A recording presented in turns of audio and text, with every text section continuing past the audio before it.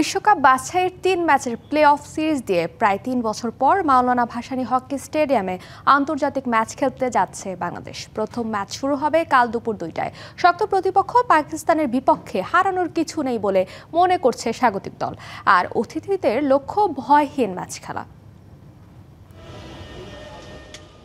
ভারতের রাজগিরিতে Asia cup hockey নিরাপত্তা ইস্যুতে অংশ নেয়নি পাকিস্তান। আন্তর্জাতিক হকি ফেডারেশনের নিয়ম অনুযায়ী কোনো দেশ নিরাপত্তার কারণে যদি অংশ নিতে না পারে এবং র্যাঙ্কিংয়ে যদি ষষ্ঠ হওয়া দেশের উপরে থাকে, তাহলে প্লে অফ খেলার সুযোগ পাবে তারা। আর তাই এশিয়া কাপে ষষ্ঠ হওয়া বাংলাদেশকে এখন খেলতে হবে পাকিস্তানের বিপক্ষে ৩ ম্যাচের প্লে অফ সিরিজ। যে জিতবে সেই দল চলে যাবে বিশ্বকাপের বাছাই পর্বে।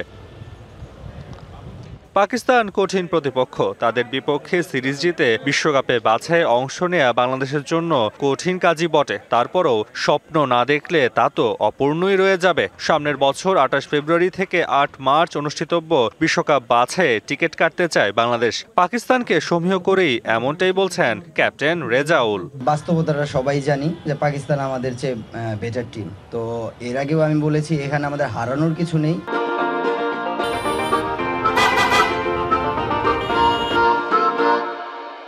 তবে আমরা যদি নিজেদের সাধ্যমতো চেষ্টা করতে পারি তাহলে পাওয়ার অনেক কিছু আছে।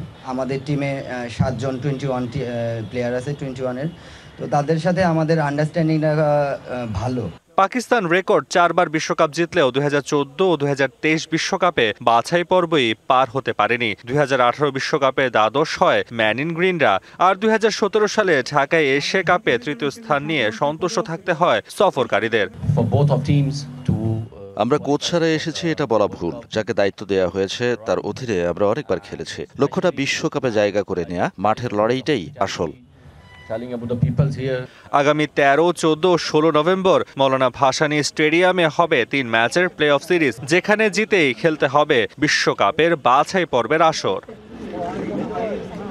তাসওয়ান নাফি, ডিবিসি নিউজ, ঢাকা।